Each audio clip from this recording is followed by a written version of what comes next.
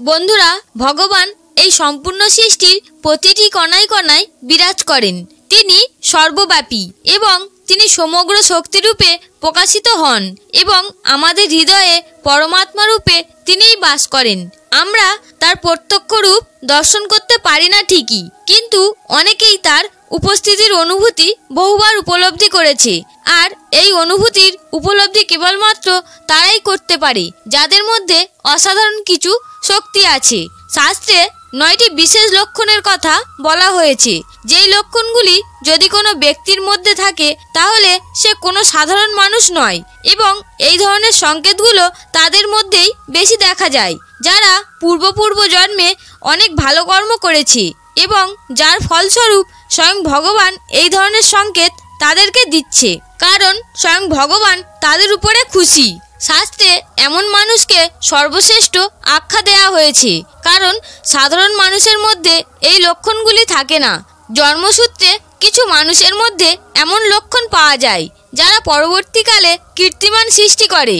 তাই এই 9টি সংকেত সম্পর্কে জানতে আপনারা অবশ্যই পুরো ভিডিওটি সম্পূর্ণ দেখবেন। নমস্কার বন্ধুরা, আপনাদের সকলকে স্বাগত জানাই ভক্তের ভক্তি ইউটিউব চ্যানেলে। ভিডিওটি শুরু করার আগে আপনারা যারা এই চ্যানেলে নতুন তারা অবশ্যই চ্যানেলটি সাবস্ক্রাইব করুন এবং বেল বাটনে প্রেস করুন এরকম আরও অনেক নতুন ভিডিও দেখার জন্য। ভিডিওটি দেখে যদি ভালো লাগে তাহলে অবশ্যই একটি লাইক করবেন এবং সবাইকে শেয়ার করবেন যাতে তারাও ভিডিওটি দেখে উপকৃত হয়, এবং কমেন্টে জয় শ্রীকৃষ্ণ লিখতে ভুলবেন না। ভগবান শ্রীকৃষ্ণ বলেছেন, ভূলোকে প্রত্যেকটি ব্যক্তির জন্ম হয় একটি বিশেষ উদ্দেশ্য নিয়ে। মনুষ্যজনি প্রাপ্ত করা কোনো সাধারণ ব্যাপার নয়। শাস্ত্রে 84 লক্ষ জনির মধ্যে সর্বশ্রেষ্ঠ মনুষ্যজনিকেই বলা হয়েছে। মনুষ্য জন্ম নিয়ে প্রাণী যে কর্ম করতে পারে তা অন্য কোনো প্রাণী রূপে জন্মগ্রহণ করে করা যায় না। এই কারণেই প্রতিটি মানুষের উচিত পরমেশ্বরের কাছে কৃতজ্ঞতা স্বীকার করা। মনুষ্য শরীর ধারণ করা প্রতিটি প্রাণীর উচিত এই জন্মের সঠিক ব্যবহার করা, সংসারের কল্যাণের জন্য কর্ম করা। কিন্তু অনেক মানুষই মনুষ্য শরীর ধারণ করেও জানোয়ারের মতো আচরণ করে। এ কথা সত্যি যে আমাদের মধ্যে অনেকেই খুব ভাগ্যবান হয়, কারণ ওদের উপরে ভগবানের বিশেষ কৃপাদৃষ্টি থাকে আর এমন কিছু শুভ শক্তি তাদের চারপাশে বিদ্যমান থাকে যা তাদের সঠিক রাস্তা দেখায় এবং প্রত্যেক সমস্যায় তাদের সাহায্য করে। আর এই ঐশ্বরিক শক্তিরা কিছু এমন মানুষকে বেছে নেয় যারা নিজেরা সঠিক পথে থাকে এবং নিজের চারপাশের মানুষদেরও সঠিক পথ দেখায়। এরা অন্য ব্যক্তিদেরও ধর্মের পথে চলার প্রেরণা দেয়। কিন্তু আপনি কিভাবে জানবেন যে আপনার মধ্যে এমন কোনো অলৌকিক দৈব শক্তি আছে কিনা যা সর্বত্র আপনাকে রক্ষা করছে, যার কারণে আপনি বহুবার মৃত্যুর মুখোমুখি হয়েও ফিরে এসেছেন? কোনো বড় দুর্ঘটনার হাত থেকে আপনি বেঁচে যান বা কখনো কোনো বড় সমস্যায় আপনি জড়িয়ে পড়েন না। এই সব কিছুর পিছনে রয়েছে সেই অলৌকিক শক্তি যা জীবনের প্রতি পদক্ষেপে আপনাকে সহায়তা করছে। আপনি এই শক্তিকে মানুন কিংবা না মানুন, এই শক্তি সর্বদাই আপনার চারপাশে উপস্থিত রয়েছে। আজ আমি আপনাদেরকে এমন 9টি সংকেত সম্পর্কে বলবো, আর এই 9টি সংকেত এমনই সংকেত যার মাধ্যমে আপনি জানতে পারেন যে আপনি বাকি মানুষদের থেকে আলাদা এবং ভগবান সর্বদা আপনার সঙ্গে আছে। 1. প্রথম সংকেত, যে মানুষ যে কোনো কার্য করার সময় সুখ ও দুঃখ সম্পর্কে বিচার করে না, নিজের কার্য কখনোই অসম্পূর্ণ রাখে না। যতই সংকট সৃষ্টি হোক না কেন সে নিজের পথ থেকে পিছু পা হাঁটে না। যে কোনো পরিস্থিতিতে সে সম্পূর্ণ মনোযোগ সহকারে নিজের কার্য সম্পন্ন করে। লোক খারাপ বলুক কিংবা সমালোচনা করুক, সে ভগবানের প্রতি অটুট বিশ্বাস রেখে নিজের কাজ করে যায়। এরকম মানুষদের আশেপাশে ঈশ্বরের এনার্জি সব সময় বিরাজ করে, কারণ তার ভগবানের প্রতি ও নিজের প্রতি সম্পূর্ণ বিশ্বাস থাকে যে একদিন সে অবশ্যই সফল হবে। 2. দ্বিতীয় সংকেত, তারা কখনো অন্যের সমালোচনা করে না। শ্রীকৃষ্ণ বলেন, যে ব্যক্তি কখনো অন্যের খারাপ চায় না, সমালোচনা করে না, সেই ব্যক্তি সর্বদাই অন্যের কল্যাণের কথা ভাবে আর সেই ব্যক্তি সর্বশ্রেষ্ঠ হয়। আজকাল ছোট ছোট কারণে মানুষ একে অপরের বিষয়ে সমালোচনা করে, নিন্দা করে। কিছু মানুষ প্রতি মুহূর্তে অন্য মানুষকে অপমানিত করার চেষ্টা, নিচু করার চেষ্টা, অন্যের ক্ষতি করা ইত্যাদি প্রকার খারাপ কাজ করে বেড়ায়। বেড়ায়। এই কারণে এমন ব্যক্তিরা জীবনে কখনোই সফল হতে পারে না।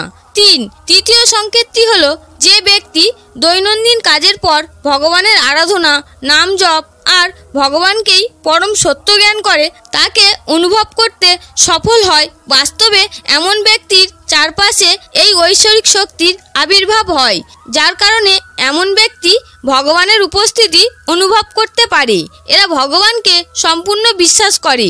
জীবনে দুঃখ আসুক কিংবা সুখ আসুক, এরা প্রতিটি পরিস্থিতিতেই ভগবানকে স্মরণ করে আর কখনোই ভগবানের অপমান করে না। প্রত্যেক ব্যক্তির মধ্যে এমন গুণ থাকে না, একমাত্র যাদের উপরে ভগবানের কৃপাদৃষ্টি থাকে তাদের মধ্যেই এমন গুণ লক্ষ্য করা যায়। তারা নিজেরা পুণ্যকর্ম করে এবং অন্যদেরও পুণ্যকর্ম করার প্রেরণা যোগায়। পঞ্চম সংকেতটি হলো, যারা অন্যায় করে না। যে ব্যক্তি কখনো অন্যের সঙ্গে অন্যায় করে না, কখনো অন্যের ধন ছিনিয়ে নেয় না, অন্যের অসহায়তার সুবিধা নেয় না, সেই ব্যক্তি শ্রেষ্ঠ হয়। যে ব্যক্তি কখনোই অন্যের দুর্বলতায় আঘাত করে না, অন্যায়ভাবে অন্যের ক্ষতি করে না, কেবলমাত্র নিজের কার্য করে যায়, সেই ব্যক্তি জীবনে কীর্তি অর্জন করে। ষষ্ঠ সংকেত, পূর্বাভাস পাওয়া। সংসারে কিছু ব্যক্তির মধ্যে এমন অলৌকিক শক্তি থাকে, এই শক্তির মাধ্যমে তারা ভবিষ্যতে ঘটিত হওয়া কিছু ঘটনার পূর্বাভাস আগে থেকেই পেয়ে যায়। ভবিষ্যতে কিছু অশুভ ঘটনা ঘটার হলে তার পূর্বাভাস আগে থেকেই পেয়ে যায়। এদের মন হঠাৎ উত্তেজিত হয়ে ওঠে। আশেপাশের আবহাওয়ায় এরা অদ্ভুত পরিবর্তন লক্ষ্য করতে পারে। প্রকৃতিতে এরা এমন কিছু দৃশ্য দেখতে পায় যা অশুভ বার্তা বহন করে, যার কারণে এরা বুঝতে পারে কিছু খারাপ হতে চলেছে এবং এরা সতর্ক হয়ে যায় ও অন্যদেরকেও সতর্ক করে। সপ্তম সংকেতটি হলো, কিছু ব্যক্তি নিজের চারপাশে সর্বত্র সুগন্ধ অনুভব করতে পারে। এদের মনে হয় যেন সুগন্ধি ফুল, ধূপ, কর্পূরের মতো সুগন্ধ হাওয়ার মধ্যে বয়ে বেড়াচ্ছে। আসলে এমন ব্যক্তিদের আশেপাশে সদা এক এনার্জি উপস্থিত থাকে। এই কারণে এরা এমন সুগন্ধ অনুভব করে। ভগবান শ্রীকৃষ্ণের কৃপায় সকল দেবদেবীর আশীর্বাদ এমন ব্যক্তির উপরে থাকে। অষ্টম সংকেতটি হলো, বন্ধুরা, শাস্ত্রে ব্রহ্ম মুহূর্তকে খুবই শুভ বলে মনে করা হয়। ব্রহ্ম মুহূর্তকে দিনের সবচেয়ে গুরুত্বপূর্ণ সময় বলা হয়।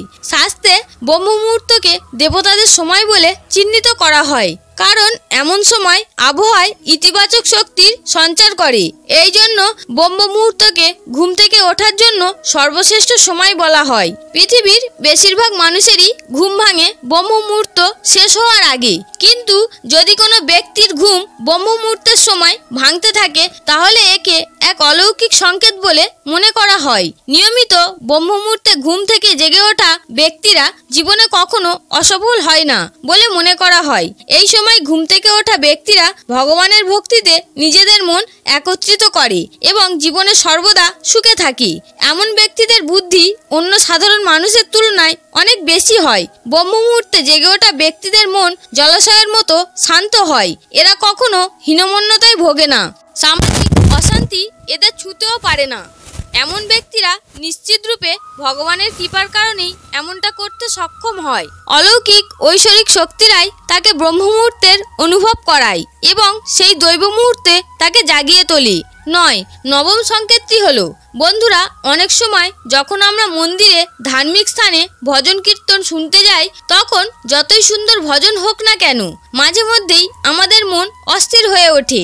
আমরা আমাদের ঘরের বিষয়ে, আশেপাশে বসে থাকা মানুষদের বিষয়ে ভাবতে শুরু করি। কিন্তু এমনও কিছু মানুষ হয় যারা ভগবানের নাম কীর্তন করতে বসে নিজেকে সম্পূর্ণ বিলীন করে দিতে পারে। এরা শুধু নিজেদের আশেপাশে এক পবিত্রতা অনুভব করে।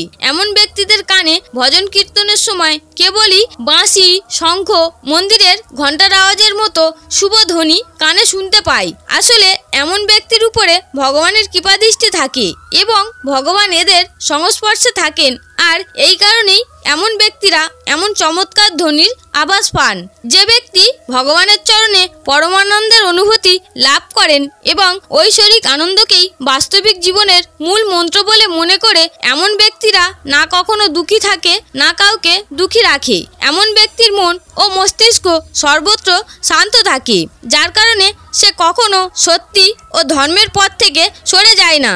আসলে এটা হলো এমন এক ব্যক্তিদের ভগবানের দেওয়া একটি বিশেষ আশীর্বাদ। হরে কৃষ্ণ।